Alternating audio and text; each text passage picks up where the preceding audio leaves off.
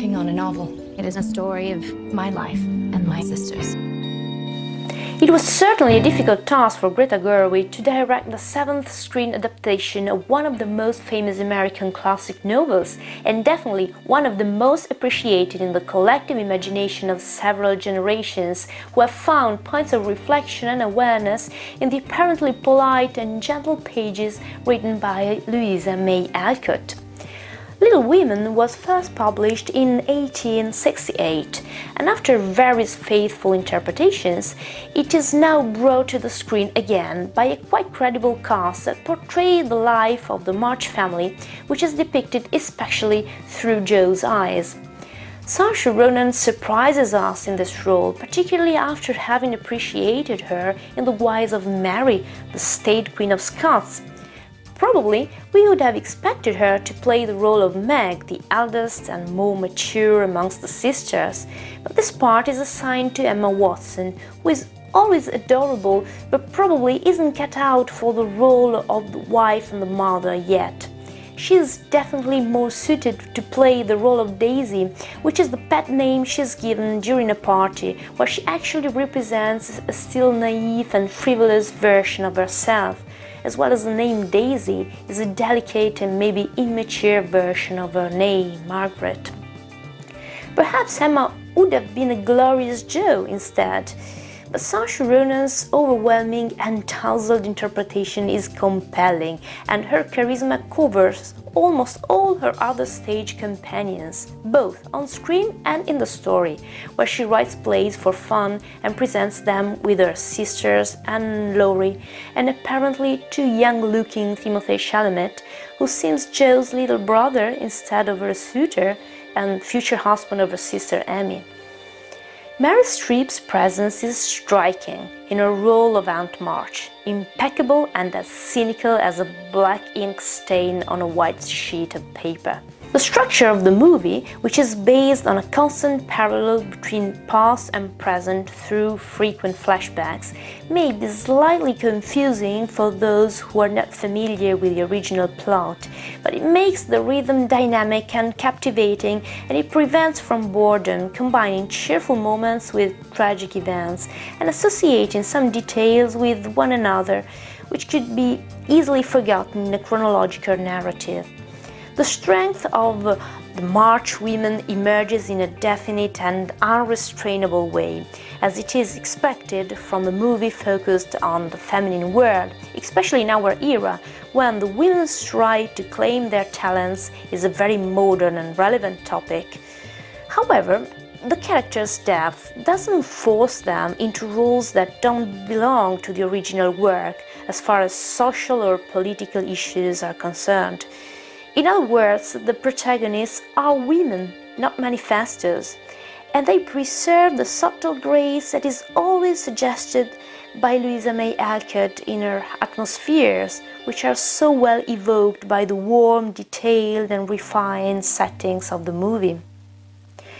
The three-dimensionality of the characters is emphasized by the combination of gifts and faults, lights and shadows, charisma and imperfections.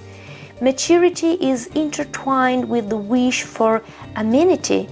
The other side of ambition is humility. The deepest purity hides courage and creativity, and vanity is finally turned into awareness. Even the mother, an unwavering symbol of temperance and charity, confesses to Jo her true nature, an unconventional spirit that she has learned to control and to smooth, to tame maybe. But there is no judgment or social condemnation in Marmia's words. Even the physical stereotype doesn't look so strict in the movie. Freckles and long red hair belong both to the rebellious writer Jo, but also to the tender, meek and fragile Beth, who even in death passes on to her sister a special legacy, an incentive to live and write with a new inspiration and a real connection with her genuine and personal story. A new key to authenticity and a little gift of immortality. The parallel between art and life involves Amy too, aspiring paintress, ambitious and a little vain, but also able to make important decisions which take her away from Aunt March's world and bring her back to the values of her family. In a moment of pure awareness, Amy admits that being talented isn't enough if you're not genial. But Laurie reminds her how the standards that are used to define a genius are actually set by men, who could be interested in eliminating the feminine competitors to maintain their primacy, so to speak. This is a very modern provocation, considering that even today, in the 21st century, we still discuss the male predominance in the roles of power. It is also interesting how the Bronte sisters are mentioned by Amy as a unique example of feminine genius, which is quite remarkable if we remember that they were forced to publish their novels using a male pen name. Moreover, Amy strikes at the heart of another very meaningful topic: marriage.